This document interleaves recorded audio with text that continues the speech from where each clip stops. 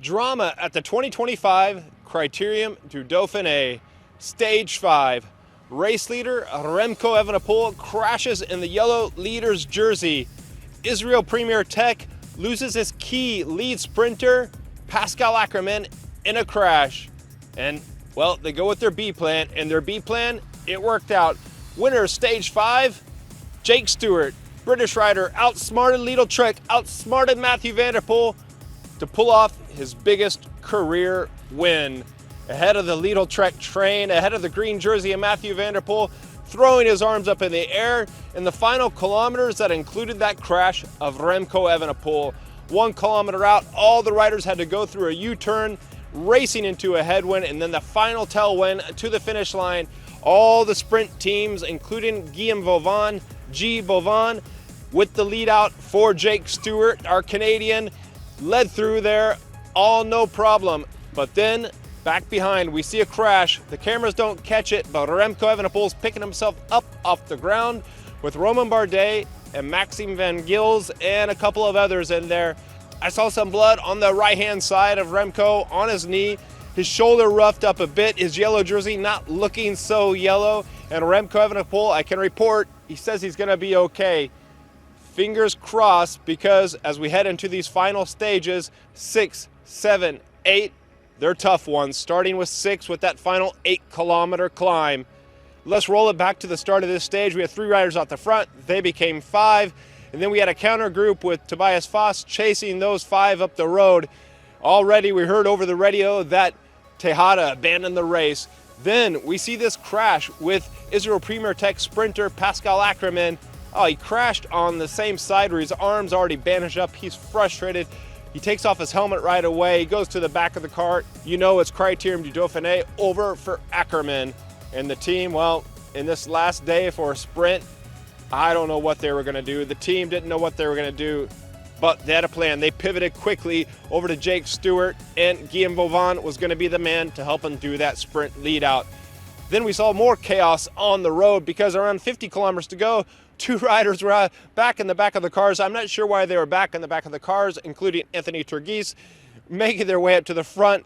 All sorts of traffic back there, weaving their ways through the team cars, over speed bumps, bunny hopping up on the side of the road over a sidewalk to get around cars that had to slam on their brakes. The UAE team car, the road was at a pinch point. The riders made it through okay, but this is the chaos racing at the World Tour level. The final climb of the 3 climbs that were going to be on the stage today, we had 3 climbs, the final one topping out with 25 kilometers to go or so. That was going to be key if the big frame of Jonathan Milan was going to be able to have a chance to pick up his 2nd stage win in this Critérium du Dauphiné. And Alpecin de Koenig was forcing the pace at the front, hoping to pop Milan. Milan, for his part, with his jersey unzipped almost all the way, was holding strong.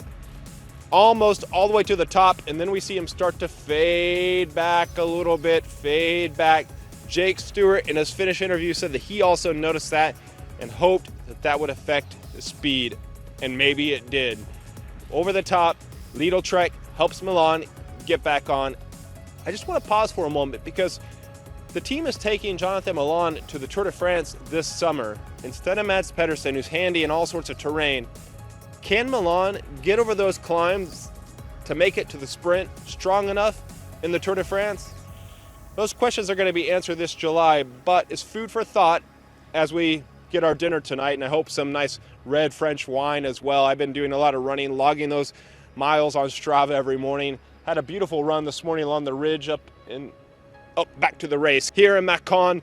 Beautiful final to this 180-kilometer stage, because down the climb, down the descent, after we saw a little bit of time with Visma Lisa Bike, UAE Team Emirates at the front protecting their team leaders, Alpecin de Koenig at the front. Lidl Trek finally gets their sprinter Jonathan Milan up to the front. The group up front, just the original group, where it was whittled down to 4, then 3, they were holding 20 seconds over the top, 20 at the bottom, and then into the final kilometers, 20 seconds, 15. I think the teams may have left it too late, and the panic alarms are going off. They only caught him at 2 kilometers to go, which was leaving it kind of late. Finally, they pick him up. The group also included Benjamin Thomas up there in that escape, so a strong track rider who won a Giro stage in Lucca, I think it was last year. So they knew what they were doing and how they were timing it.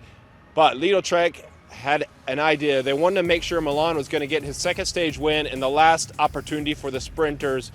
Up in the group, we saw Israel Premier Tech starting to position their rider. We also saw the green jersey of Matthew van der Poel slipping into position, and he was chopping off Samuel Watson to get that wheel of Jonathan Milan. Coming around that corner, we had 4 riders up there for Lidl-Trek. One of those was Jonathan Milan, the Italian, not from Milan, making it through that final U-turn at 1 kilometer to go, and then it became a tailwind, where later we'd see the crash of Remco Evenepoel. All the riders through there. I think Guillaume Boivin pulled off at that point. There were a couple of FDJ riders in there, but Jake Stewart in the Israel Premier Tech jersey, the rider from Great Britain, gets the jump on everybody. At that point, there was Consoni and Milan on the front. The other day I made a mistake. It wasn't Consoni doing the lead out for Milan, but today it was. The Italian doing the lead out for the Italian. Then Van der Poel looking like a classic sprintissimo for the finish of stage 5 for the tall Italian. Maybe Matthew van der Poel, classic star, Tour de France star, but no. Think again. Jake Stewart gets the jump, goes right, surprises everyone, maybe even surprises himself for his biggest ever career win. Congratulations, Jake Stewart, winner here in stage 5 of the Critérium du Dauphiné, and the question marks that'll be needing to be answered tonight around the dinner table as Remco Evenepoel sees the therapist, gets all bandaged up as he heads in to one of the final 3 climbing stages in this 2025 Critérium du Dauphiné, with only about 16 seconds on Vingegaard. He has 4 seconds on Lipovitz, sitting there in second place. Vingegaard there at 16 seconds, and then further back, Tadej Pogačar lost some time in the time trial yesterday, 38 seconds. Remco, get some rest tonight because it's all going to kick off in the 2025 Critérium du Dauphiné.